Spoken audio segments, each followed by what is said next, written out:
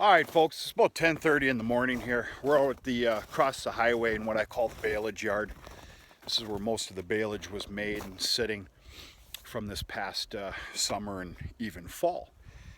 Uh, she's looking a quite bit different out here. We'll use the word empty. It's getting there. I ran a couple of loads yesterday, and of course if you caught the previous video, you'll know that I'm doing this before the real big meltdown comes, and it's going to play hell getting back here. It just spells trouble. We had a very nice cold morning this morning. Everything is still crisp, so that's why I came back out here for another load. That is all second crop alfalfa baleage. One of the loads I did yesterday was an effort to clean up.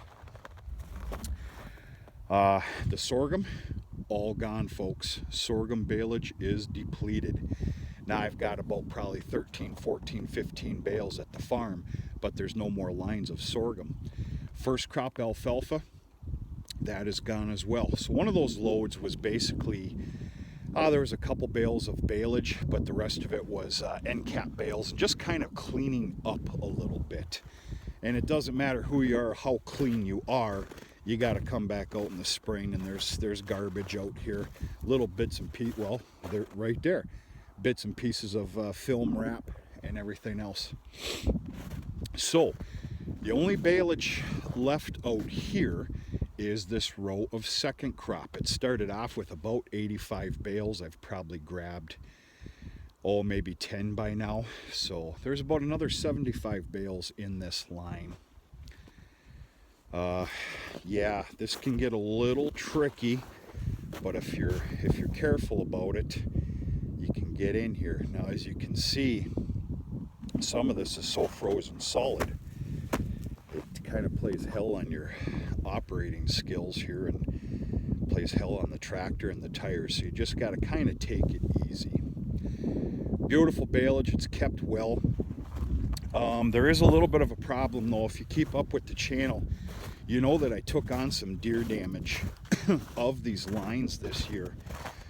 Part of it was my fault. I put a little slit in one of the lines, which of course these investigative deer, they found it immediately, and then they wisened up. They'll take their hoof that's about as sharp as a damn razor, a part of it anyway, and they put a couple of slits in this line for feed. It's not the end of the world. You don't wish for it to happen, but it's not the end of the world. One of the things that happens with wrapped baleage, alfalfa keeps very, very well. That alfalfa, and the sorghum does as well.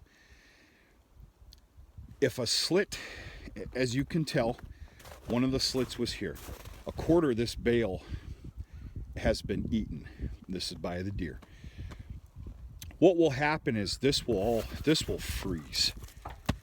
We've had some pretty fair weather lately, so of course this isn't hard as a rock. If it was, 0 degrees or below, that'd be all frozen. And I don't have all the answers here, but what happens is, as long as the line is intact, the ensiling process is always there. And okay, this is where the scientists take over here.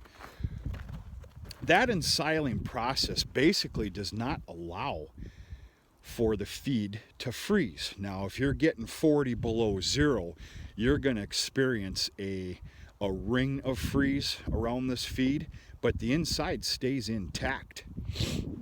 Where the slits were put in these bales, and even the surrounding, it definitely freezes up. But with this nice weather that we have coming here, the cattle they'll take over, and they'll take right good care of that. It's not the end of the world.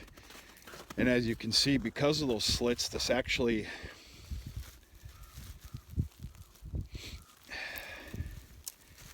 it's got a little distincter smell to it. This isn't top quality alfalfa baleage. These bales are. These were a couple bales away from the slits that were put in the line. This guy right here. But as you can see,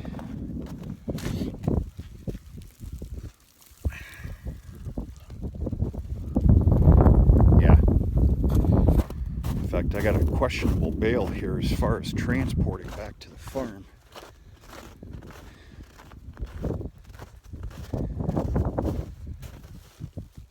That ain't going anywhere.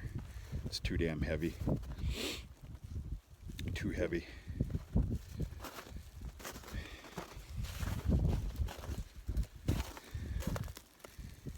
Yeah, but good stuff nonetheless.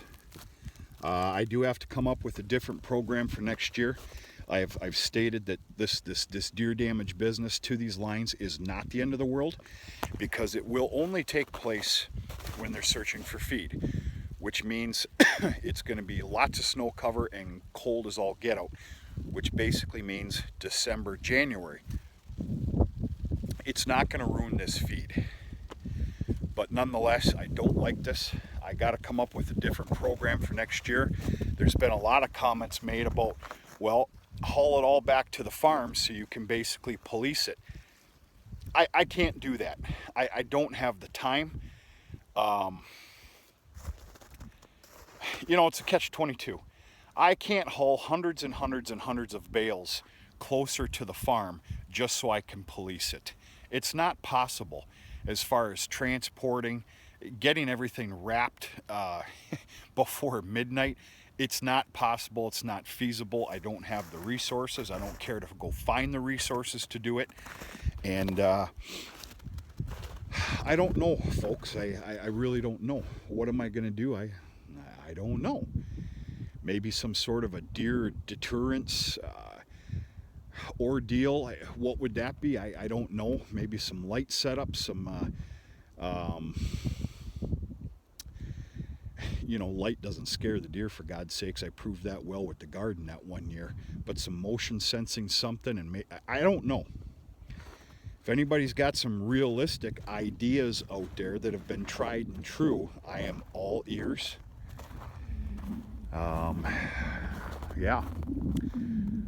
I stated on a video about a week or two ago that there's going to be a lot of baleage made out here this coming summer. This is all going into peas and oats. I'm hopeful to get it in time with help of Mother Nature to where I'm going to get 2 good solid cuttings off of it.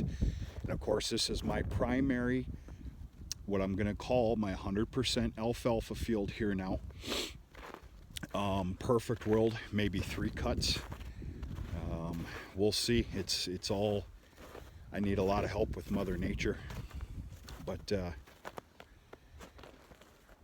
yeah, we'll see. And of course, this going into peas and oats is going to be a mother crop for another pure stand of alfalfa.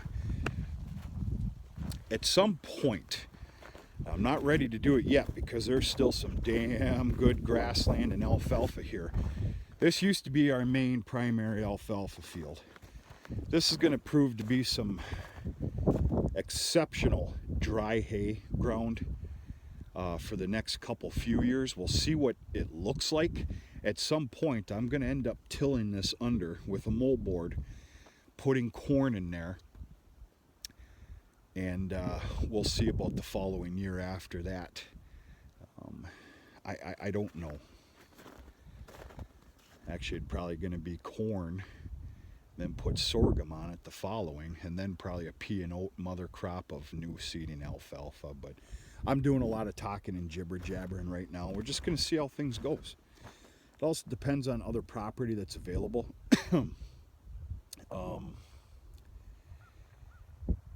Yeah, we'll see. So yeah, the baleage yard is getting depleted, but it is that time of year. Other than this 75 bales, I'll call it, the only other thing I have for wrapped baleage is 35 bales of what I called cattle candy, which is wet wrapped, half alfalfa, half grass, which the cows obviously very much enjoy. So that's it. I got about 110 bales of baleage left, and that's it. So What does that mean? I talked on one video about slowing down the corn silage. Slowing down the corn silage has to start real quick here. I didn't start the process yet. It basically needs to be 50%. But thank God for the silo full of corn silage for feed. And then of course I still got a fair collection of dry round bales, which is getting depleted real quick as well. I will make feed before it's time to make it again. But it's time to really get out the pencil and paper to this stuff. Basically the way I see it is I have 70 more days. Perfect world, 65 to 70 more days before grazing starts. Now when grazing first starts, the cattle, they do need to be supplemented. Even sometimes just one bale of hay a day, maybe two. There's a point in the year, probably a few weeks after grazing starts, where there is zero supplement. They are purely on grazing. So yeah, 65 days or better of continuous feeding, and this is going to go quick. But I'm very confident all is going to be well. I do have a go-to for extra feed. In fact, we have a verbal agreement. Verbal agreements don't go very far with me, but a verbal agreement for, you know, what I'm going to call insurance policy grabs. If I don't like what I'm seeing, you know, I'll go and buy, unfortunately, you know, 10 bales at a crack of the big 4x6s. So that gives me a little bit of comfort. Of course, I don't want to be shelling out cash for extra feed, but it gives me some comfort as a go-to if need be. So that's about it. All right, just a little jaw jacking here, just showing you kind of what's going on here at the baleage yard. It is getting depleted. I need to keep my butt in gear. I got a lot to do today, but stay tuned for another video of something, somewhere, somehow, somewhat. And yeah, talk to you sooner or later.